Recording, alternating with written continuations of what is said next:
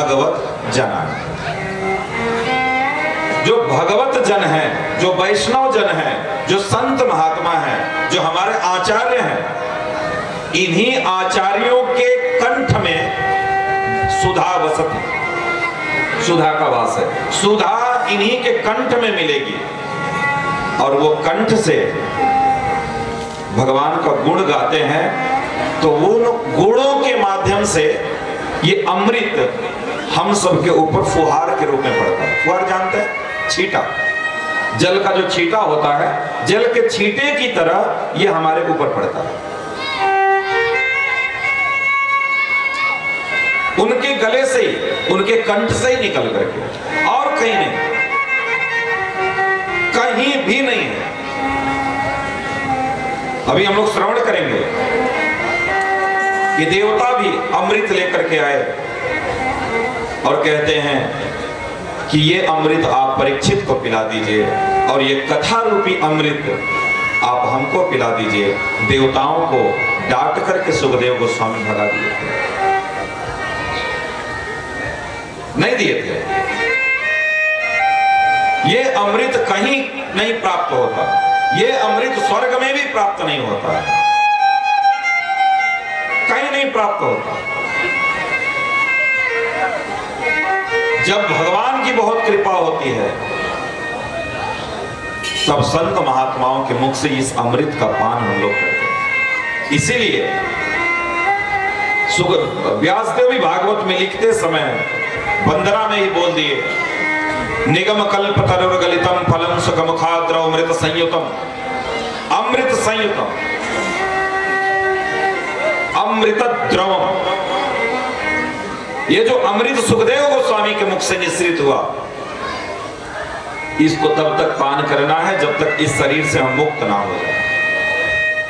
कई स्थानों पे ऐसा बोला गया है, इसीलिए कथा को कभी सुनना नहीं चाहिए। क्या नहीं करना चाहिए? सुनना नहीं चाहिए कथा को। तो बोलेंगे क्या करना चाहिए फिर? आप तो सुना रहे हैं। कथा सुनाया नहीं जाता, कथा पिलाया जाता है। कथा कभी नहीं सुनना चाहिए। सुनने वाला व्यक्ति धोखा खा सकता है, लेकिन पीने वाला व्यक्ति धोखा नहीं खाता है। ध्यान से सुनना इस बात को। सुनने वाला व्यक्ति धोखा खा सकता है, लेकिन पीने वाला व्यक्ति कभी धोखा नहीं खाता। व्यक्ति इधर से सुनता है, इधर से निकाल देता है। इधर से व्यक्ति सुनता है, लेकिन अगर हमारे अंदर के पार्ट अगर अच्छे ना हो तो वो हम ग्रहण नहीं कर पाते, नहीं ग्रहण कर पाते। लेकिन अगर हम पिए, जैसे आप जल पीते हैं, आप जल पिएंगे तो कम से कम 2 घंटा 3 घंटा के बाद ही वो निश्रित होगा। 2-3 घंटा वो आपके अंदर शरीर में रहेगा। इसीलिए कथा को सुनने के लिए नहीं बोला गया, कथा को पीने के लिए बोला गया। पिबत भागवतम रसमालय, इस रस को पीना है, सुनना नहीं है। और जो व्यक्ति 7 दिन इस कथा को पी लेगा तो राधा गोविंद के चरणों में, राधा गोविंद के प्रेम में, राधा गोविंद की कृपा के तले वो अपने आप को भक्ति मार्ग में बहुत सुदृढ़ पाएगा, सुदृढ़ पाएगा। इसलिए गोपियों ने कहा तव कथामृतम ताप्त जीवनम कवि विरीडितम कल्मषापहम्। ये कथा अमृत है। हम लोग अमृत का पान करने बैठे हैं और वो अमृत है जो तपते हुए जीवों को, जो कलह में, क्लेश में, दुख में व्यक्ति डूबा हुआ है, जिसको इस चीज की अनुभूति नहीं है कि संसार में आध्यात्मिक जीवन भी है, ऐसे कलुषित प्राणियों के लिए यह एक अमृत है। जैसे जून के महीने में कोई प्यासा व्यक्ति धूप में कहीं दूर से भागता हुआ है, उसको पानी ना मिला कहीं, और पानी आपके दरवाजे पे आकर के कहे पानी पिला दो, बहुत प्यास लगी, और उसको एक गिलास पानी देते हैं तो पी करके ऐसे करता है, ऐसा लगता है कि उसको अमृत मिल गया। तो जो व्यक्ति जीवन में कलह में जी रहा है, जिसका जीवन कलुषित है, ऐसे लोग यदि इस कथा प्रांगण में बैठ करके भगवान के कथा का रसास्वादन करें तो वास्तव में वह व्यक्ति उस दुख से, उस कष्ट से, उस क्लेश से मुक्त हो जाता है। और इसका एक प्रमाण नहीं, हजारों प्रमाण हैं। आप यहीं देख पाएंगे, इसी पंडाल में देख पाएंगे। किसी के बैक पेन है तो किसी के कमर में दर्द है, किसी के घुटने में दर्द है, कुछ प्रॉब्लम है, लेकिन उसको 4 घंटा यहाँ पंडाल में बैठा रहेगा, उसको कोई दर्द नहीं होगा। उठ करके वो जाएगा भी नहीं कि हमारे कमर में दर्द है, हम थोड़ा घूम करके, बिल्कुल नहीं जाएगा। वो बैठा तो बैठा ही रह जाएगा। क्या है, आदमी आधे घंटे नहीं बैठ सकता, आधे घंटा जमीन पे से नहीं बैठ सकता जैसे आप सब बैठ करके श्रवण करते हैं। आधे घंटे बैठा दिया जाए तो आदमी कहेगा कमर में दर्द हो गया, थोड़ा उठना चाहिए। आदमी 4-4, 5-5 घंटा, हम तो 8-8 घंटा, 7-7 घंटा कंटिन्यू कथा किए और लोग बैठे रहे, कोई उठा नहीं। इसलिए ये क्या है, अमृत। और जिस व्यक्ति को अमृत मिलता रहे, अमृत मिलता रहे, उसको और इस संसार की किसी वस्तु की आवश्यकता ही नहीं। कल्मषापहम, जो हम लोगों के जीवन में दुख है, क्लेश है, उसका भी नाश करता है। और सबसे बड़ी बात, श्रवण मंगलम श्रीमदाततम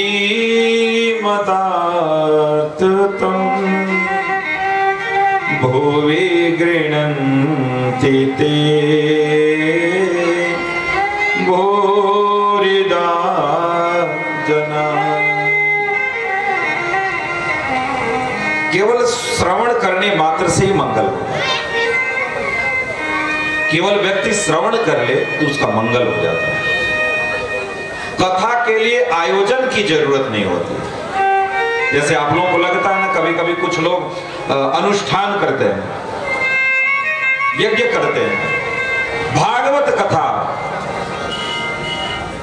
ये जो नाम यज्ञ है, भागवत कथा को नाम यज्ञ भी बोला जाता है। और आप सब जानते हैं कि कलयुग में नाम यज्ञ से श्रेष्ठ कुछ भी नहीं, क्योंकि भागवत का एक नाम और भी है। क्या नाम है? नाम पुराण। इदम नाम पुराणम ब्रह्म संहितम, इसका नाम पुराण भी नाम है, इसलिए इसको नाम यज्ञ भी बोला जाता है। और इस कथा का आयोजन करने के लिए कोई अनुष्ठान की जरूरत नहीं होती। कहीं कथा हो रही है, आप जाकर के बैठ के श्रवण करिए, आपका मंगल होगा। श्रवण मंगलम, श्रवण करने मात्र से ही मंगल होगा।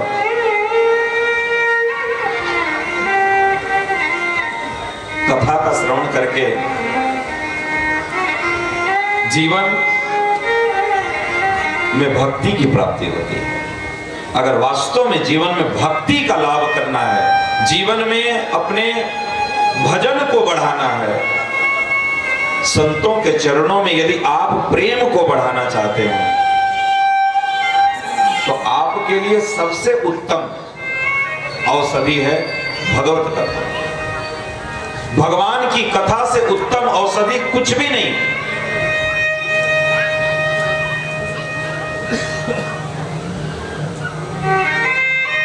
जितना ये कारगर औषधि हम लोगों के बीच में आई है, हम सबको प्राप्त हुई है, ऐसी कोई कारगर औषधि नहीं है। और कथा नहीं श्रवण करेंगे तो संत महात्माओं के चरणों में प्रेम कैसे होगा? संत महात्माओं के चरणों में प्रेम कैसे होगा?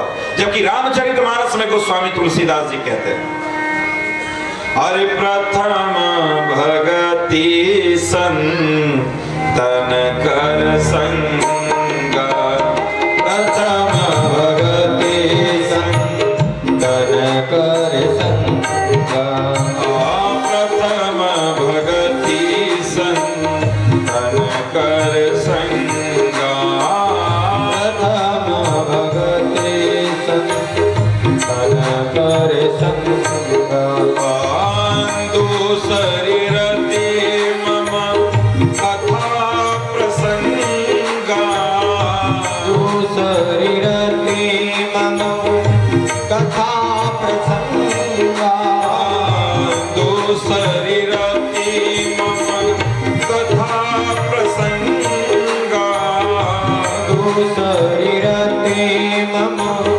कथा प्रसंगा, प्रथम भगति संतन कर संगा, प्रथम भगति संतन कर संगा, मंगल भवन अमंगल हारी, मंगल भवन अमंगल हारी, द्रवहु सुदर्शन अजिर बिहारी, प्रभु सुदशरथ अजर बिहारी, द्रवहु सुदर्शरथ अजिर बिहारी, प्रभु सुदशरथ अजर बिहारी, मंगल भवन अमंगल हारी, मंगल भवन अमंगल हारी, मंगल भवन अमंगल हारी। रामचरितमानस में गोस्वामी तुलसीदास जी कहते हैं हमारी पहली भक्ति संतों का संग है। कह रहे हैं पहले संतों के चरणों में प्रेम होगा तभी आप उनके मुख से निश्रित कथा में विश्वास करें। देखिए हम जिसको मानते नहीं हैं उसकी बातों पर भी हम विश्वास नहीं करते। जैसे कोई गुरु उपदेश कर रहा है तो जो उसके शिष्य होते हैं वो लोग उस वाक्य को क्या मानते हैं? उपदेश मानते हैं। लेकिन जो उनके शिष्य नहीं है वो क्या मानते हैं? संदेश मानते हैं। और संदेश और उपदेश आदेश दोनों में अंतर होता है। उपदेश कोई भी सुन सकता है, उसकी इच्छा है तो पालन करेगा, उसकी इच्छा तो पालन नहीं करेगा। लेकिन आदेश जो होता है गुरु जी बोल रहे हैं, हमारे लिए बोल रहे हैं, तो हमें उनकी आज्ञा का पालन करना। इसलिए उपदेश और आदेश दोनों में अंतर होता है। इसलिए कह रहे हैं पहली भक्ति है संतों के चरणों में प्रेम। अगर संतों के चरणों में प्रेम नहीं हुआ तो आपकी दूसरी भक्ति नहीं हो सकती। अगर पहली क्लास आप नहीं पास किए तो दूसरी कक्षा में एडमिशन नहीं होता। पहली भक्ति है संतों का संग और दूसरी कह रहे हैं मम कथा प्रसंग। कह रहे हैं भगवान दूसरी जो भक्ति है वो हमारे कथा प्रसंग में प्रीति। दूसरी रति मम कथा प्रसंग, हमारी कथा में जिसका प्रेम है ये दूसरी भक्ति है। तो हम लोग पहली भक्ति, दूसरी भक्ति, फिर तीसरी भक्ति। प्रहलाद जी स्पष्ट रूप से बोले श्रवणम कीर्तनम विष्णु स्मरणम पाद सेवनम। वहां पहली भक्ति श्रवण को कह रहे हैं और यहाँ रामचरितमानस में गोस्वामी तुलसीदास पहली भक्ति साधु संग को कह रहे हैं। प्रहलाद जी एक नंबर से उठा रहे हैं तो रामचरितमानस में गोस्वामी जी हमको 0 से उठा रहे हैं। वो कहते हैं कि साधु संग पहली भक्ति है। पहले हमें खूब साधु संग करना चाहिए, संतों के चरणों में प्रीति करना चाहिए। इसलिए कह रहे हैं कि श्रवण मंगलम, कथा का केवल श्रवण करने मात्र से ही जीव का मंगल होता है, आदमी का हृदय पवित्र हो जाता है। कथा श्रवण करने से व्यक्ति 2 माला करता है तो व्यक्ति 4 माला करने लगता है, व्यक्ति की भक्ति बढ़ती है। श्रवण मंगलम। और इस संसार में वो व्यक्ति सबसे बड़ा दानी है जो कथा का दान करता है, जो कथा किसी को सुनाता है, जो कथा करवा करके जनमानस को सुनाता है। इस संसार में कथा करवाने से बड़ा इस संसार में कोई यज्ञ नहीं है। पहले तो अश्वमेध यज्ञ हुआ करता था, राजस्व यज्ञ हुआ करता था, लेकिन इस कलयुग में नाम यज्ञ से बड़ा कोई यज्ञ नहीं है। हरेर नाम हरेर नाम एव केवलम कलौ नास्तैव नास्तैव नास्तैव गतिरन्यथा। बहुत जोर पड़ रहा है इसमें।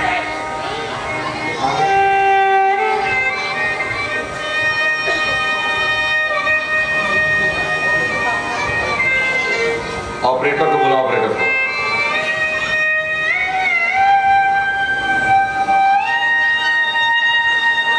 तो इस संसार में सबसे बड़ा दानी वो है जो किसी को कथा श्रवण करवाता है,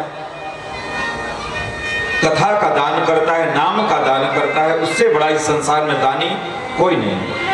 नाम से बड़ा कोई दान नहीं संसार में, सबसे बड़ा है नाम का।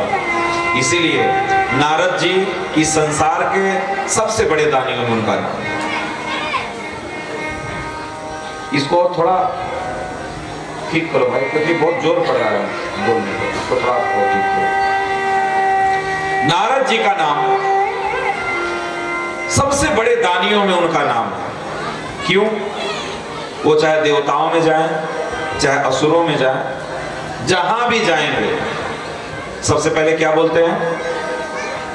नारायण।